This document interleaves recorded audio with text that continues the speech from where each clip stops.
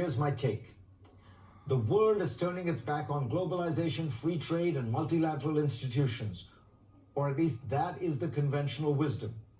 Inspired by the nationalism and protectionism of Donald Trump and spurred on by the COVID-19 pandemic, politicians and commentators talk of bringing home supply chains and bolstering domestic production. Even without Trump, the thinking goes, this shift is likely to endure. But how then should we make sense of a seismic event that took place a few weeks ago with almost no discussion in the United States? In a virtual ceremony on November 15th, 15 Asia-Pacific countries signed the world's largest free trade pact, the Regional Comprehensive Economic Partnership. The signatory states account for 30% of global GDP. That's larger than NAFTA or the European Union. Many of the same nations had also signed 2 years earlier another big free trade pact called the Trans-Pacific Partnership, which also included Canada, Mexico, Chile, and Peru.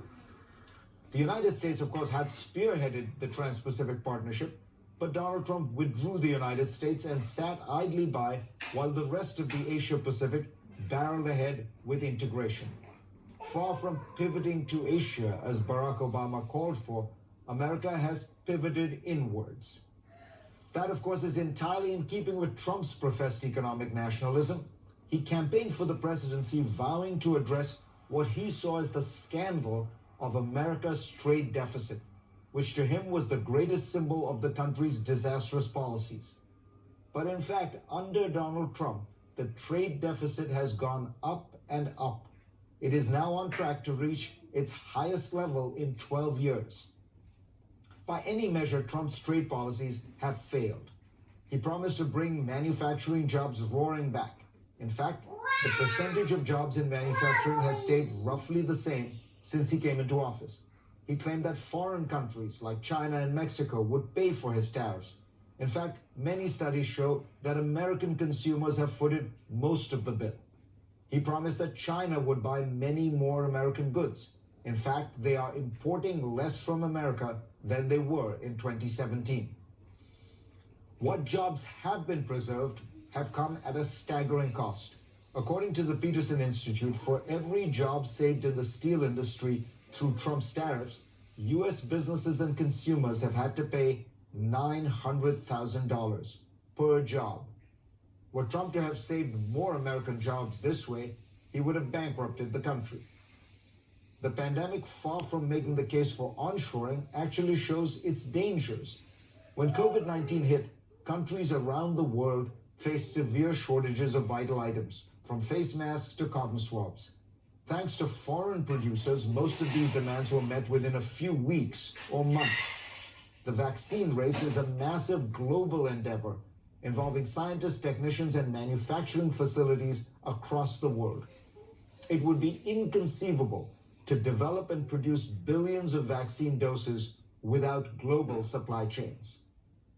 Some have suggested in the face of this pandemic that the U.S. should onshore production of key medical supplies. But how do we know which ones to prioritize? What if the next global crisis comes in the form of a non-airborne disease or a tsunami? We would have subsidized huge industries only to find that we were fighting the last war. It makes sense to maintain some strategic reserves of medical supplies. It's also wise to ensure that the U.S. is not totally dependent for any key product on one country, especially China. But taking modest cautionary measures like these hardly spell the end of globalization. The abject failure of Trump's trade wars does not seem to have sunk in Washington, where Democrats and Republicans alike seem to want to continue his approach just more intelligently than he did. In a smart essay in Foreign Affairs, Shannon O'Neill points to what the real answer may be. Quote, rather than too much free trade, the United States has too little. U.S. companies have preferential access to less than 10% of the world's consumers. Mexico and Canada, in contrast, maintain such access to over 50% of global markets. The United States is now virtually the only country in the advanced industrial world following a protectionist path. Most other countries understand that the best way to raise incomes at home is to expand markets abroad, buying and selling from the rest of the world. The United States has 4% of the world's population. It needs to trade with the other 96% if it wants to improve its citizens' lives.